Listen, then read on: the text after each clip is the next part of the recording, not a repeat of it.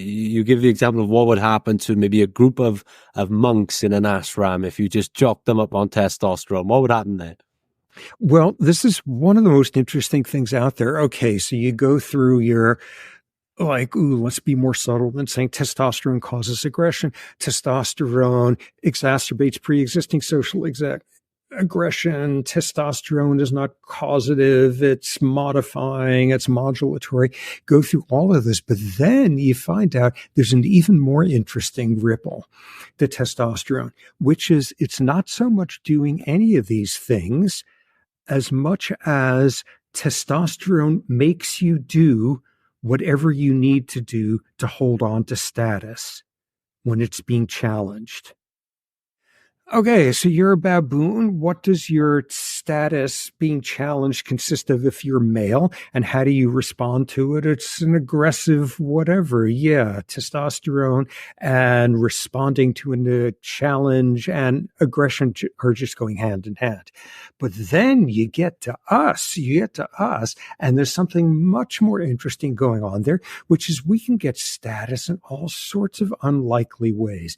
We can be status filled by making the biggest charitable contribution and having our name put on the building that our family's stolen fortune is endowed or some such thing like that. We can gain status by being the most conspicuously kind. We can gain status in certain economic games by making more generous offers rather than more backstabbing ones. And what you see is, framed that way in terms of human complexity, you take a circumstance, you get people playing an economic game where you accrue status by making more generous offers, fill people up with testosterone without them knowing whether it's that or saline, and people become more generous. Wow. When you get more status brownie points by being generous, testosterone fuels that. And thus sort of this picture that, take 100 Buddhist monks and shoot them up with testosterone, and they're going to claw each other's eyes out to see who could do the most random acts of kindness. Testosterone and aggression it's just, what does aggression mean in your society? And if that's what you're handing out in terms of status and who you vote for and who you mate with and who you hand out medals to and things like that, then you're going to see the usual relationship between testosterone and aggression. It's whatever society is valuing. That's the thing that males tend to mobilize testosterone for when they're feeling like it's under assault.